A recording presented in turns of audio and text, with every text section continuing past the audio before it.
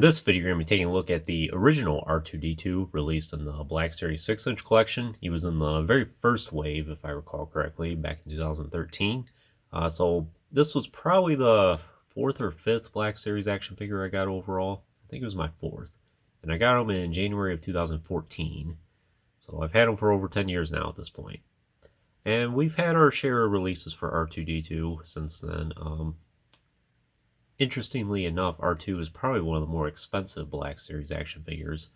This one was extremely expensive for the longest time, which is odd because I distinctively recall back in 2013, 14, and even in the 15, R2 peg-warmed heavily just about everywhere, at least in my area.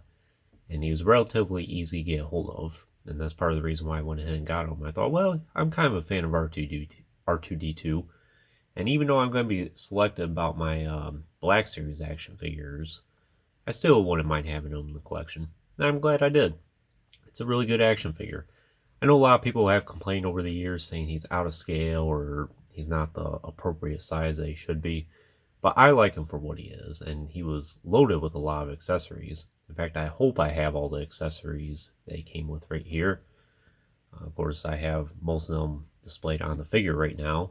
Here's some extra parts that go along with him. And like I mentioned in the 6-inch Darth Maul video I did a little bit ago now, it seemed kind of deceiving at the time that with Black Series we were going to get loaded with a lot of accessories and that was going to be a standard thing. And it was at the beginning. But as time went on, it got less and less, and now sometimes we get Black Series action figures that don't even have any accessories, like Morgan Elsbeth, for example. So this was a really good action figure, and I still think it holds up well. I think we have a newly tooled R2-D2 at this point. I don't recall specifically, but I think there is. To be honest, I don't really follow a lot of the R2s that have been released since then. This guy's had a few repacks since then. There's also the Dagobah R2, which is, I think, pretty much the same thing as this, but he's covered in the elements from the swamp there. And then I'm sure there's a few others along the way.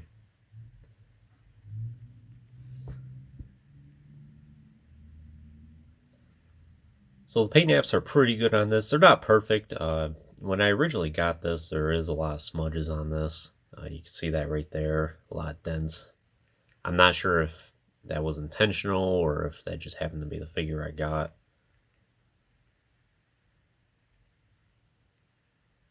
There are some errors here and there, but it's okay. I mean, R2's seen a lot of action over the years in the films, so it would make sense for him to have a couple scuffs and scrapes here and there.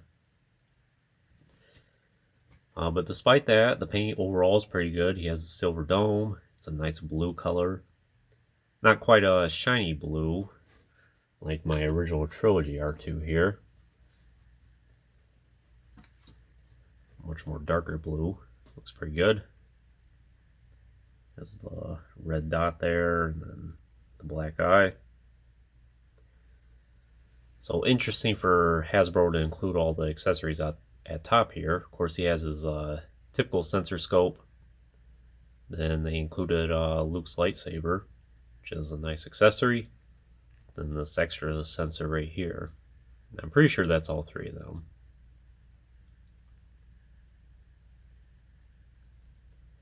Rest of his body here. You can open up the panels on the side here, which do reveal basically all those. His arm, of course. Not sure how to get those out. Yeah, it can be kind of tricky to get those out. I'm trying to see if I got an accessory here that might work.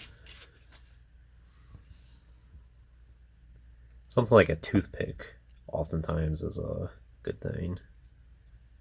This should be fine. So I think that's the arm he uses the zap things with.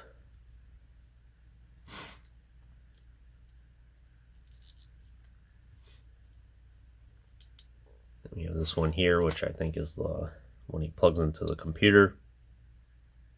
Similar to like a USB, I guess. Unfortunately, the little flaps here, sometimes they don't sit in place very well. As you can see on this one, it was protruding out a little bit. Can't really help that. And we have his legs here, and you can take his basically his side armbands off. You can replace them with normal ones like here.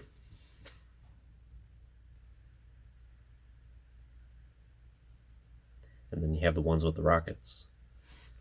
So this is kind of an all-around R2-D2, prequels and original trilogy included. Of course, the accessories here are more original trilogy, and the rockets here are more Attack of the Clones.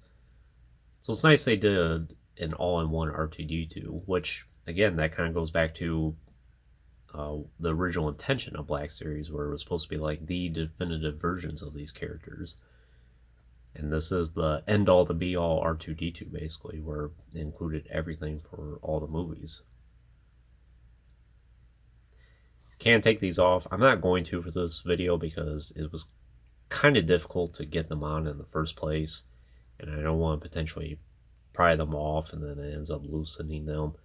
I've had it R2 with these rocket launchers on for probably 9 years now at this point. So the little tab here and the indent inside his leg there, they didn't really match up very well. One was a little bit larger than the other, I'm not sure exactly which, so it didn't really fit very well. But over time I worked with it and I managed to get it to work. But I'm happy with R2 having the rockets on the side here. I think he looks pretty neat. Let's have the wiring here. We'll go over the articulation real quick. So he does have a swivel at the dome, and then of course you can swivel the dome all the way around, and it reveals his extra leg here, which doesn't have a whole lot of movement there at his foot. But you can get R2 in his moving position as best you can. That's kind of about the best you can really do, at least on the sample I have. And then of course the swivel at the basically shoulders there, and the swivel at the feet.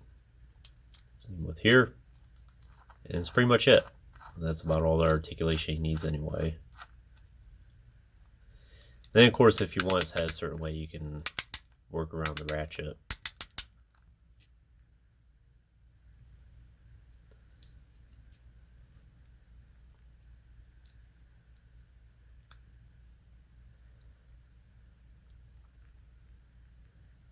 The green dot back here.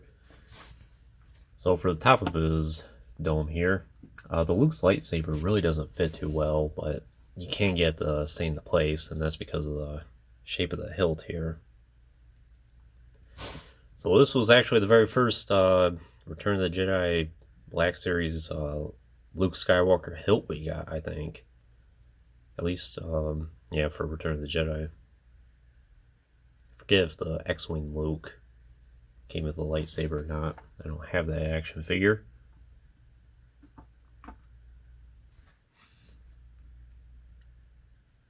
Sensor scope here fits in pretty good. Blends in nicely. And this extra kind of looks like a communications array.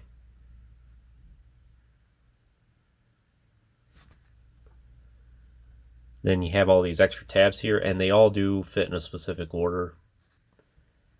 As you can see, the peg there is all different sizes. It does have an A on it, it looks like. Of course, this one goes for the Luke's lightsaber.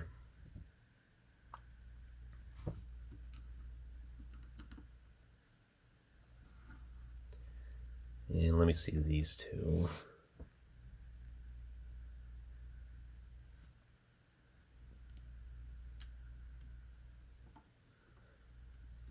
I don't think these two really matter so much.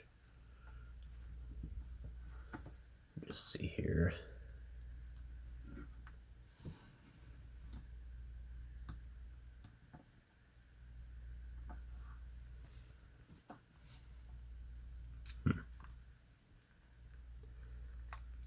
does matter.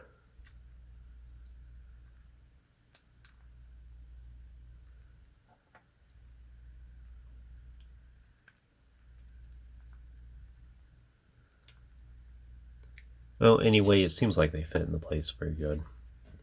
So you can get R2 looking normal here. And none of the other ones pop out at all. It's just those three.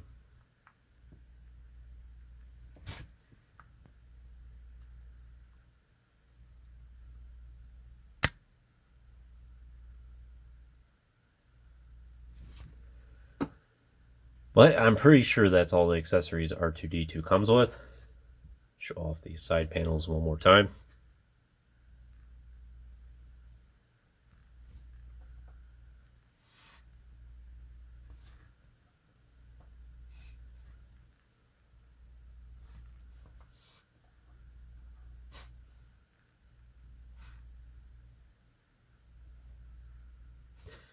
Very nice.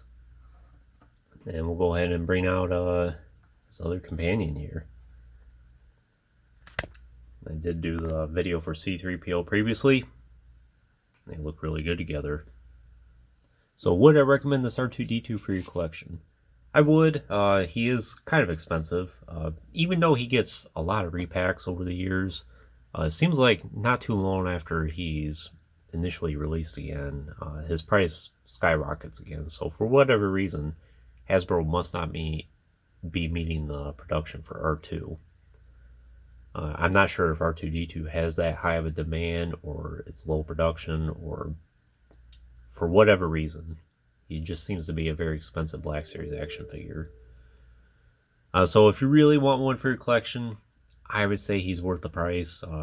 Sometimes I've seen some deals where people get them for like $40 or $50, which if you paid $40 for this guy, I would say it's worth it, especially if you're a fan of R2. Yes, that's kind of pricey, but look at all the accessories he comes with, you know? This is the definitive R2-D2.